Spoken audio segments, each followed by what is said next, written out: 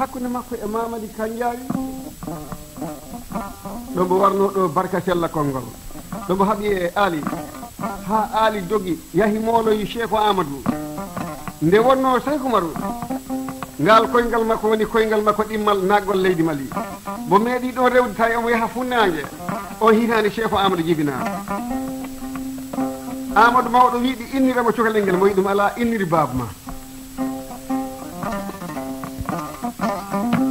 Amadou mawɗo wimo ceerno Saykou imunama o yi min o yiɗi innirde mabɓe ɓinguel am ngel an hawri hen ni Saykou Umaru wimo inniri baba ma wata inniram saabu o ɗi ari yeehe jamanu histoire meeɗa wonoyde hakkude men to banggue diine o meeɗa yeddoyde kam ko ngu ñalngu woni ko kalten ni joni joni ko aduna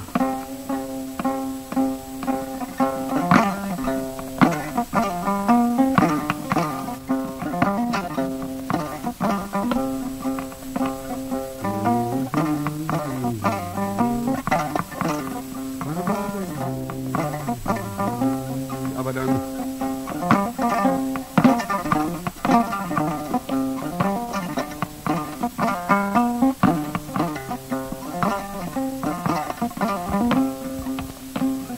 ɓe jettodiri noon inni nde mboyi ɗum innir baba ma ɗum addi mbo indina Cheikhou Amadou mawɗo bamum wiyetene ko Cheikhou wiya mbo innirama Cheikhou nde wonno noon ko Saykou haalno ko mankani ayi argol mo natgol mo leydi Mali omo tumna hen yimɓe hawri e cukalel ngel ɗum woni Cheikh Amadou ayi nde Ali ari ha moolimo ala fof ko waɗani o ronki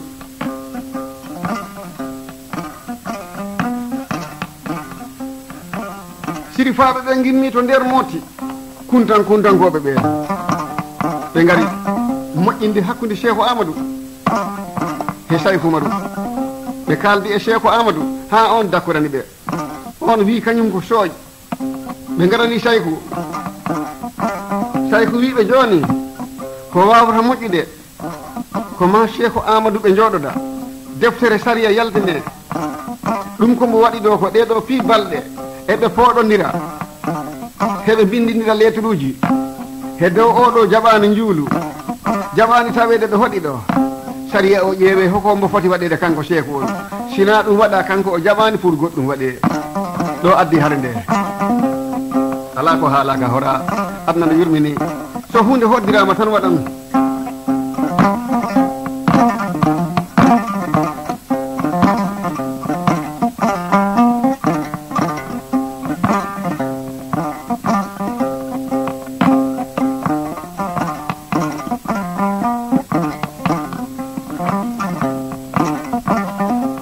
ko ngol konngol ɓe gaddi ɓe janti Cheikh Amadou han Cheikh Amadou looɓi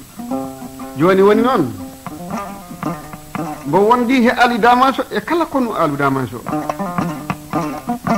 ɓe mbi ko ɗum Saykou haali Cheikh Amadou looɓi ha loɓre nde ɓetti mbo windi lettere mbo wi Saykou Umaru yo andu joni kala komo miiji komo faala kanko ko ɗum mo faala koma histoire wona hakkudeji mabɓe ayi goto kala naati kaluwa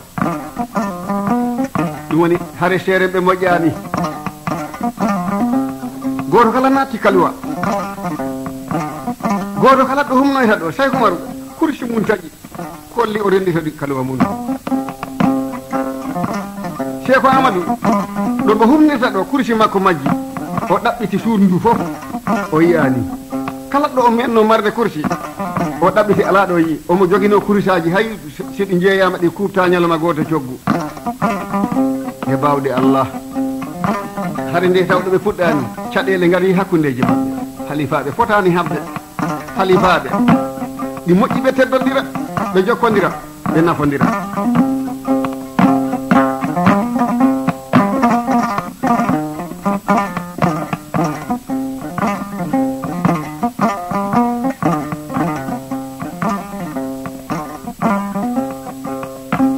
nde goto fof humniti kalawo mum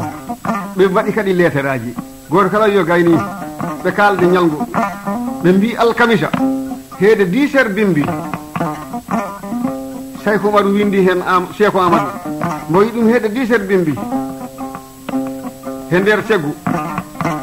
yo yimɓe ɓe fof jaltuɓe kawra to boowal ceggu to aɗa andi boowe ɗe ko ɗiɗi gonno Mali boowal Bandiagara Mali boowal ceggu hade si wattani ko e ɗe boowe ɗiɗi tan wowi haɓede nde l'isilamu ne noon ceggu ɓe kaɓi Saykou Oumar ɗi wondi e 100 he yimɓe 10 Cheikh Amadou ɗi wondi e wuluri e 16 neɗɗo joni ko ɓe kaɓatani dowuji mbaɗi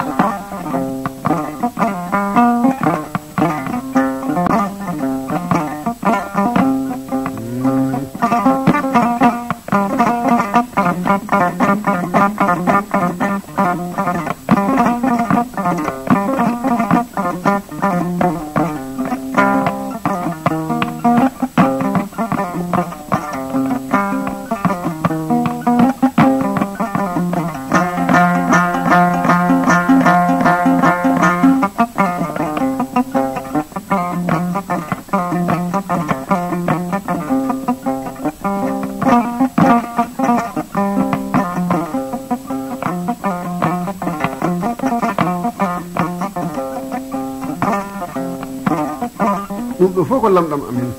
ɗi calɗi fof ɗi nattanmi ko lamɗam wambaɓe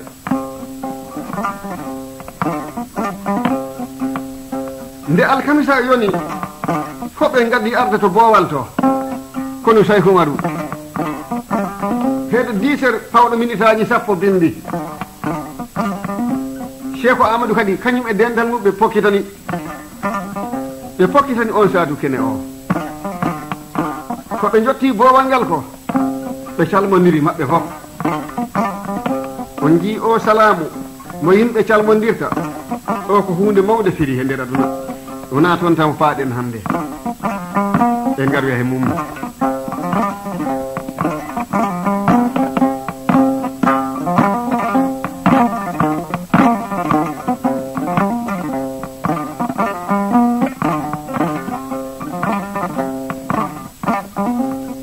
nde yehi ha 10 heures dimi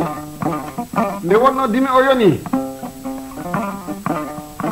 Cheikh Amadou immini drapeau danejo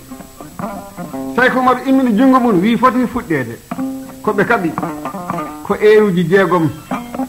ɗi eeruji 6 ɗiɓe kaɓi ha heede sallifana Saykou Oumar immini jungo Cheikh Amadou immini jungo goto ɓe kala cuuroyi waraɓe mumen toppitoyi gañaɓe mumen aduna ndesan on nani téléphone jaɓɗi enen noon daga nder radio ga mi wino on ɗaɓɓon bikkuji ha mi totta on numiraji ɗi numéro téléphone Janggi Bambaɗo Alice guiɗorta ko 5 mbaɗa 3 laabi ɗiɗi 6 laabi ɗiɗi 0 goto sakkito 3 o waɗi téléphone Janggi Bambaɗo Alice on wattu noon ɓe fowti ha janggo mum kadi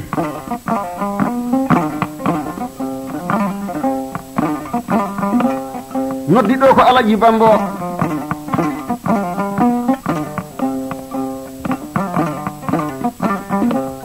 noddiɗo ko Alaji Bambo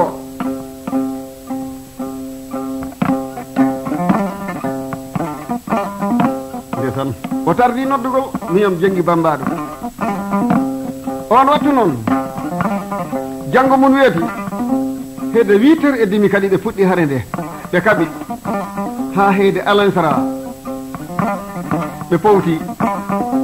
goto kala immini jungo so immini jungo o to immini jungo hare nde acci ha janggo kadi si haaɓe kadi ko kamɓe gimminta juuɗe de fuɗɗe noon rewano hanki goto ɓe kala toppito e yimɓe mumen gañaɓe hewaraɓe ɓe kaɓi ko balɗe 5 ɓe kaɓi ñande timmanno 5 nde ñande timmanno 5 nde Cheikh Amadou wi no tampere nde waɗi mbo yanana kanko kay ɗum ɗo accatamo mbo feeri yimɓe ɓe mbo yehi ha mbo woɗɗoyi e nder ladde he fodde kilométre 6 mbo darnoyi toon puccu makko o Saykou Oumar yi ko ɗon mbo rewi tan kañum ne jokki mo Ali Damaso kala jokki Abu Jawando jokki habe tawoy Cheikh Amadou di dari say ko yimo Cheikh Amadou hono wadiri o yimo ala no woniri mido yidi min balde am gasi nde hari accata kam mido yidi baron kam mi surde do labbo am go nyibe dum do gaburu am do wota bibbe am be paytu gaburu am hoto ngubbami aduna say ko mar yimo Cheikh Amadou hodum biida o yi mbimi mido yidi ngado on balde am do hande asa non kam do gaburu ngodo labbo ngo jogimi nyibon dum do hore gaburu am do jango bibbe be so jiiloyima gaburu am si be jii labbo am go e be gandi jibinaado fo tawdi kam labbo go ardo fo tawa faytata hoto currami tay ko mari wi Ali Damaso ali mo namo o yi ado balde makko Ali Damaso wari mo kan jan goto ko wari mo ha gasi ko be curri mo don o ƴefti labbo ngo kanko say ko mari o jippi don he añere Ali wi hombo min wartammi mo wi Abu Jawando war Ali Abu Jawando wari Ali be currani mo be mboppi don Ali Abu Jawando wi min hombo wartammi say ko mari wi ande ala baro bay enen tan dido gondo min mi ittata fitanu ma mi buri ittude fitanu ma be gimmi no be garti ga dental yimbe ga mo yotti ko mo immini jungo hare nde paari o noddi yimbe Cheikh Omar be yimbe Cheikh Amadou be he yimbe makko be mo laari fadaba guwa o yino on nantin aduna o be ganda dey Cheikh Amadou hawri e lajal mawdo fo yarlo yaafo hare nde joni foti accede aduna mo nangi Ali Damaso be ngure mum fof kala ko renduno don ko mo domno ko be ngari ko o wi yo be duttoto galleji mabbe no be dutto ha to galle Ali Damaso o mo ton ara kanko say Umaru ko mambo tumnabbe be ndewa Allah ha laaba cel o diida don jama be ndutti nde wonno joni Cheikh Amadou maayi yimbe be fof kawriti be ngari be jebbili e ley koyde Cheikh Umaru be mbiba joni jehen ko den cuudi be ngartiri mbo haado damal Cheikh Amadou saje duuji be berta gayi kirta botaje kono ngu wada ko wotta ha gasi ko machinan ko be fi be ndendi be mbi Cheikh Umaru Cheikh ibnamu be mbi minen de min jogino khalifa ko Cheikh Amadou bay non bo heddima e fiyande nde minen jiddi wota woppo min keddoda do min gara do min keba do min tugo aduna sa acciri minen ni do a hoti aduna amen boni be nyaagi dum sayku buri 50 minutes sayku di jimi be mbi Ceerno anani sayku yibe minani mido wayi do heddade kono mido yidi min kala mi nyaago on jaba non kam accon kam do fodde lebbi jeego gaccon kam mi hora be mbi bismillah dum be dakori alwal adda on wattu kaydi ala so huunde windete ko he alwal windete be bindi non on tuma signondira dum bo halda alwal ngal moftoya di lebbi jeegom do heedi jonde naafigi be ginni kala to be gimmorta e aduna ada andi yakkata dulaji ko naafigi be ngari be noddi machinan ko be fof to bowal banje ngara be mbiibe onon do gelaaji hampate bodeje en gonno do silamaka en gonno Bakary Diang fo benni duga kore en ben ko bamarankobe leñol fo be ndaari ko eje mumen di be limta be fi ko don gonno kono be meeda ka tuukede ko tuuka don ko aduna ninni anda ko jaban don dum kala jokkudo do he aadi wonde mabbe jidi Cheikh Umaru heddo don fi jogi tikere Allah e naafi gagal yimbe be ngari be jiitidi be mbi joni nyaagoden Allah dabben serende mbatten harande hakkunde men e Cheikh Umaru kanyum ne eden jidi tambo hotane fuuta o heddo do kono wona keddagol tambo no wuuri Allah andi hoko wonno ko windi ko fof di jogi ko anduda welani halde ko rabbidi e tarika o be mbadi alhaaliji mabbe ha be jaggi hen ninki Cheikh Umaru si Cheikh wirdi horo famde ko wirdi ko cadele angal cellal nangi mo duppo hebi mo ha ñande wotere ɓe garini ɓe mbi ko ma ɓe gado Allah balɗe he makko mbo yalti suudu ndu mbo haybi ferlo mango wonno toon to funnaange o haybi toon to funnaange kanko e talibaɓe ɗo heɓe jottanade ferlo ngo kono ngu hewti yimɓe ɓe ɓe mbaɗi sukaɓe sayku ɓe heddi sayku ɓe jaadi e makko ha kañum no bo heddi hen ɗum woni ko nan toon ko sutura o waɗa ɓe mbi sayku maru heddi ko to wiyete degembere on ɗi wuuri mayani taw ɗum mantugol tan sayku mayino ɓooyi musidal men julɓe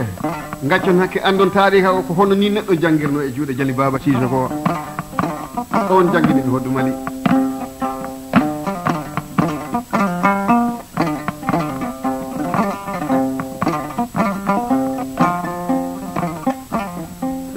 en gartitinɗe fula ɗum so ɓoggol basari hoɗama hakkillaji yimɓe joofo e sellu ko yada mbaalo ko Mama Kunta Mbaalo immi to Maali ɗo wiyete Jemme naati leydi Fuladu o jippiɗo wiyete Mbaalo Kunda ɗum ko leydi Patin ɗon mo jibini Meeta on jibini biyeteɗo Yero Meeta o jibini Mamadou Meeta o jibini Munjiri Meeta o jibini Bayla e Kadi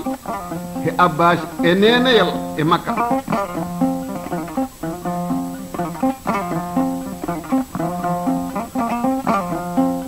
ko ɓoggol basaru ngol hoɗa ko kanko sellu Mbaalo o sotti ɗum e juuɗe wambaɓe o yi kala to jaaɗon aduna min jeeyi basaru ɗum woni ngol ɓoggol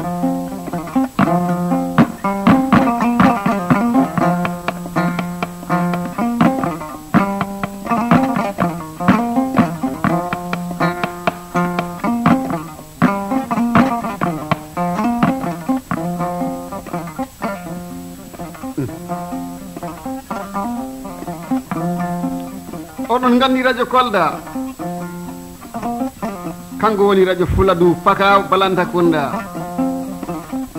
e jogori ɗo haalde tarikuji kewɗi e nder aduna samdiji ngaroji ɗum fo ɗo tawta en so Allah jaɓi eɗen ñaagui Allah tawra en e cellal e judde balɗe e weltare men basaru anan ko hoɗɗum ndu haali ndeto tuggere wi Allahu ya rabbi ndeto jaabi subhana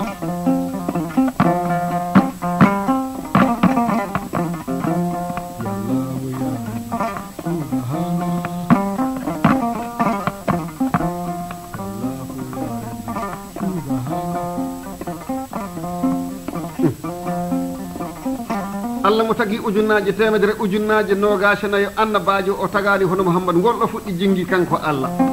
o holli kala ko yiɗi omo wawi ɗum ɓunnude ko heddi ko mi wi on téléphone o nodduɗo kam joni o woni mo debbo mun maayi Alaji Bambo min en jiidi nene goto baaba goto o yinno noddude min jewta kono hawri mi kuppi téléphone omo jooɗi liisi bowa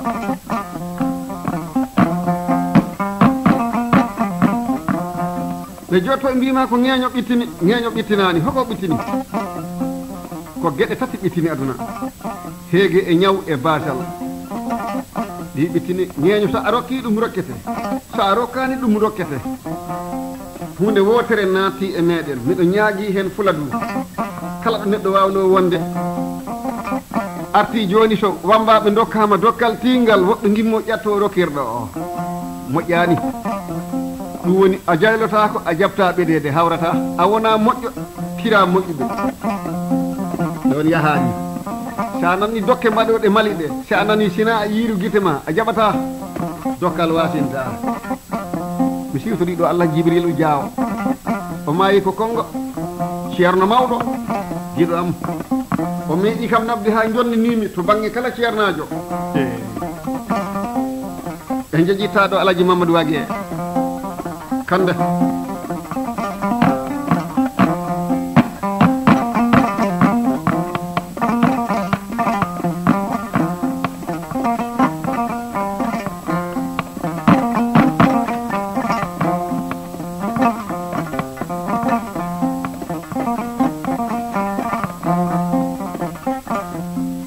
on jii Lamin Jambam wi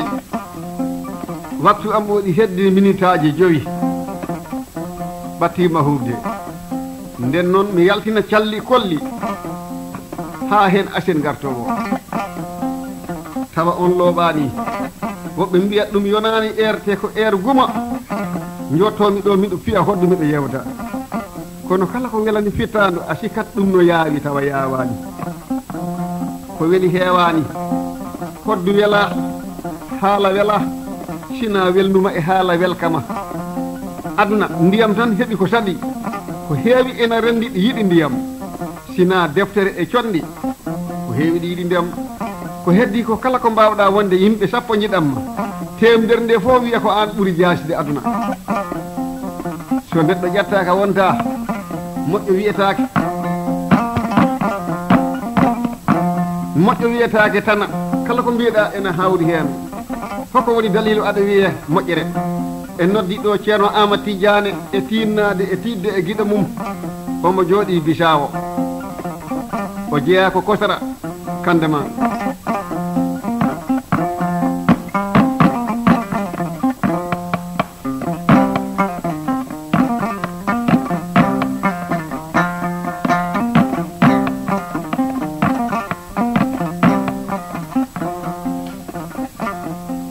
on nani yewtere tarika Cheikh Oumarou hakkude mun e yimɓe Mali ɓe ɗum woni dalilu hande e nder machine ñalloma ñalluɗo hande o ɗi woodi ɗo noddata inde makko tan ɓe mbaɗa feere ɓe mbiya yo a yaltu galle o hakke ko Allah wanno sembe mo nattinno Mali o hellifaɓe hewɓe ko hen majji adna ko noon ɗo histoire waɗi fof ko yimɓe ɓurɓe kalduɗe ɓe heewi yakkonede yo Allah ɗandu en histoire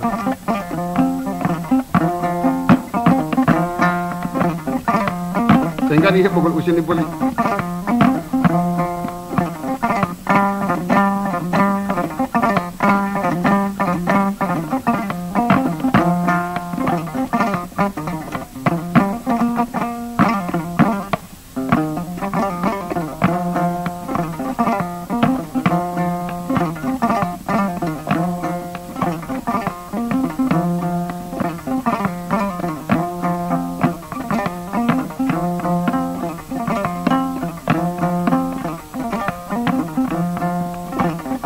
mi wi on ɗe balɗe min ko wiyete Fatiana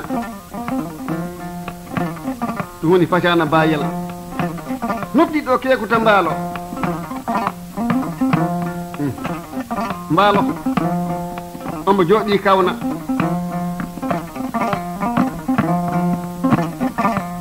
en ngari e Yero Mbaalo Sare Demba Aset en ngari e Sambacci Ɗaharatu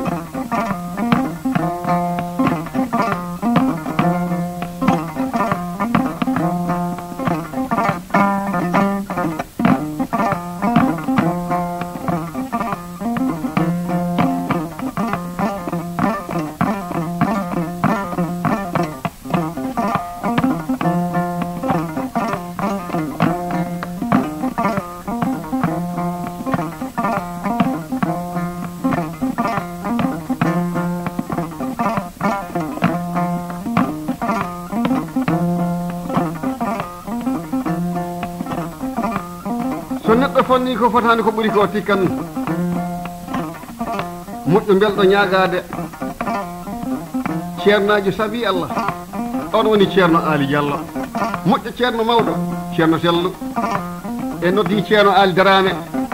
ene wondi e dabbo mum no wiya Asma'u Thiam ɗo ɓe mbawi wonde fof nde oɗo haran ɓennuɗo mi nani o ñaami tew baali ha o ari lopitan ceerno Ali Darame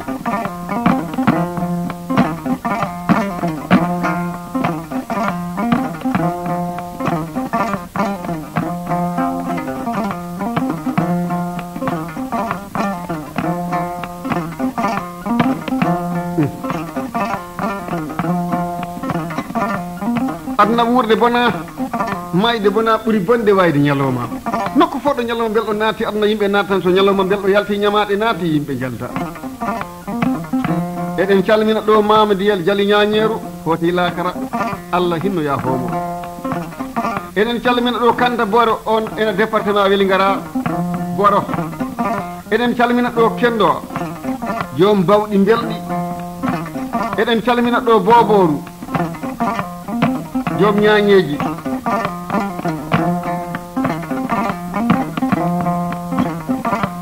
eɗen calmina ɗo Cikam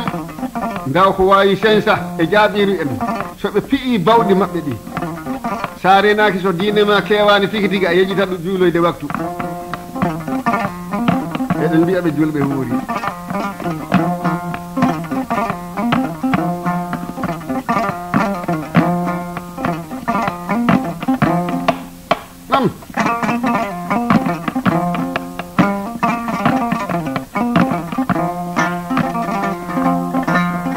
joni noddiɗo Mamadou Seydi o wonno ko liisi bo waɗe balɗe omo arti ɗo ɓiɗɗo ceerno Saliou Seydi musidal men julɓe ɗo kaɗɗiten e yewtere men nde sago Allah sago mon hakke tubaka salli ala Mouhammadou jam walama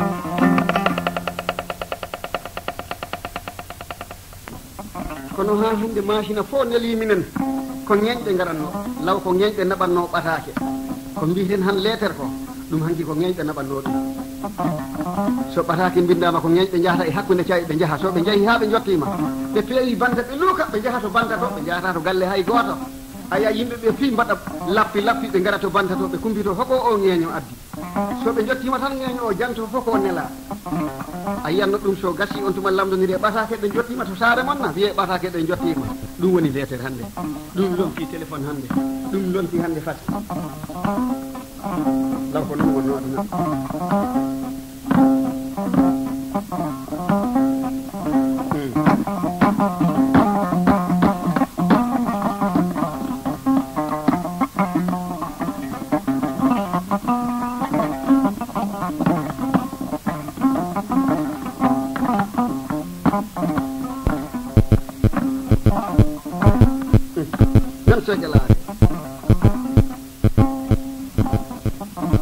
ñande timmata tati nde baññi gara fof worɓe ɓe jahi ɓe kawti to bowa to haɓete to ɓe keɗi Oumar Samba Donde nde Oumar Samba Donde fokkiti galle mum mo waɗi fiyande Oumarou an kala waɗi fiyande worɓe baññi gara ɓe fi mbi fiyande ɗiɗi baññi gara ko saare nde diida ko e joni ɗum meeɗa wadde fiyande ɗimbere nde ko hombo woɓɓe mbiyamo ko koɗɗo makko Oumarou an mo anda baru mo anda Oumar Samba Donde ɗum addi on waɗa fiyande kankala mbo waɗa fiyande so mbo on anduno baru so baru waɗi fiyande goɗɗo rewnata hen fiyande wonde wona wolde nde fokke ɓe jeehi ha to hakkude saare to Oumar Samba Donde waɗi fiyande Oumarou an waɗi fiyande yimɓe mbi fiyande ɗiɗi baññe gara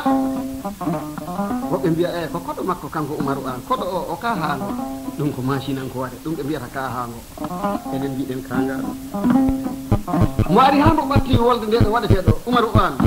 Oumar Samba Donde waɗi fiyande Oumarou an waɗi fiyande batu o fi yecciti ɗum fiɓe andude hombo wawata jokkude Oumar Samba Donde e fiyande ɓe tawi ko Oumarou an ɓe gari ha ɓe ɗo yimɓe dalata ɗo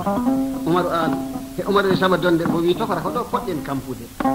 ɓe darni kolte pocci maɓɓe ɗe machine fi firliti ɓe gari caggal maɓɓe Oumarou an wimo Oumar Samba Donde o wimonamo o wi daromi holluma worɓe ngala bañde gara moy ɗum tokora ko mbiɗa o wi daromi holluma so worɓe ngala bañde gara min hikka timmata duuɓi 7 ɓiɗɗo gorko hakkude gueɗe e halwar kala mbo kammi min hawi mi ƴefta fuccu mum ɗo mi totta ŋeñde hikka timmini duuɓi 7 ɗum addi garmami hoɗade mi hawriti e nde ɗo wolde ɗum woni nde haare ha mi holluma ho worɓe ngala bañde gara ɗo mo natiri ɗo mo liɓi 113 ɓiɗɗo gorko ɗo yaltiri ɗo o liɓi 6 woɓɓo mbon ƴefta ƴiƴam ɗam e juuɗe makko mbon mooma e balɓe Oumar Samba Donde mo wi ɗum tokora a yi ko mbammi o yimo tokora aɗa suusi tanne woni a waɗi gollal Oumarou an mo wi ɗum tokora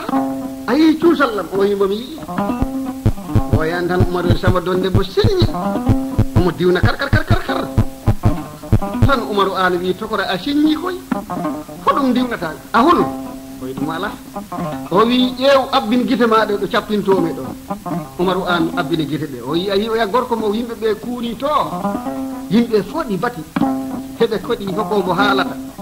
heɓe keɗi hoko kanko rompata hare nde heɓe keɗi hoko kanko o haalata min ko on jinmi mi yaha mi hela hoore mum mi okkuma puccu makko o koɗugo hakkude meɗen o wiite moganaago mosinkoɓe ɓe garɓe hare nde ɓe neɗɗo fof ɗi feŋana paagal ɗi haɓɓa garawol falle. Garawol falle haɓɓe e koyngal ñamal ngal waɗane paagel. So garawol falle muɗum taƴi janggo ala ɗo tuyɗa lebde. Jaleɗe giwata e wurde ma, jaleɗe giwata e leñol ma. No yaha fof wiye ko o garawol mum falle menno tajje to hare mane. Ala to basora ɗum aduna. Garawol falle no foti lefde. Garawol falle no foti welde tajje ni. Kaɓeteɗo jogiɗo fetelaji waɗɗi puccu haɓɓade garawol falle. On gandi ɗum de ko heeɗinare molana. Nden Umar e Sama donde mo señi ngel yoori kara tiime mbe ɓadodiri yaajuɗo gaɓɓuɗe o naati e batu mosinkoɓe ɓe o yehi puccu makko o